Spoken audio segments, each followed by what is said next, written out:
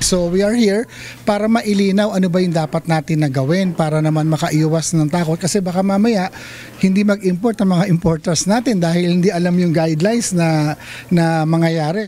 Pangamba sa raid ng National Bureau of Investigation, ito ang idinulog ng nasa 20 rice millers at importers na pumunta sa tanggapan ng NBI kanina.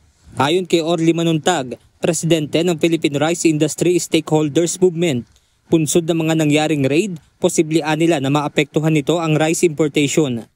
Natural po kung hindi po ito ma-address natin, magkikreate po ito ng takot. Baka sakali po yung mga kasamahan po nating importers hindi magparating. So makaka-create po ito ng maaari on the supply side at humina ang kanilang pagpaparating.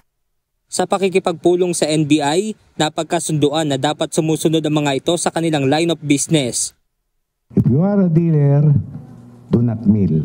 Dealer ka lang wala kang milling. Kaya yung mga millers, you coordinate with DA para hindi kayo mahuli. May permiso kayo sa DA, yun lang importante.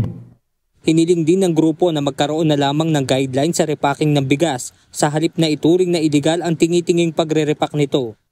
Ngayon po, nagkakaroon tayo ng mga issue about sa repacking.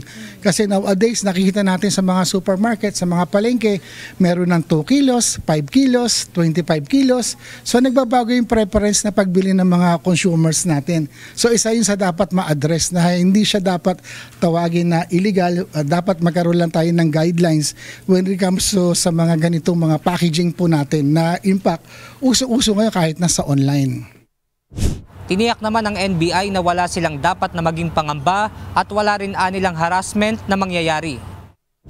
Makakaasa po kayo, poproteksyonan namin kayo, yung mga matitinong derecho, yung ating business, wag po kayong mag-alala sa amin at wala po sa balat ng NBI ang nanghaharas.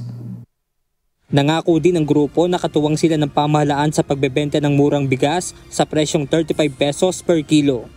Ito yung well-milled 25% broken po natin. Local po and imported po. Intercity po yan, Golden City na magbebenta po tayo ng 35 pesos per kilo in support po natin sa gobyerno. Benedict Samson, UNTV News and Rescue. Diyos ang aming sandigan, serbisyo publiko ang aming pinahahalagahan.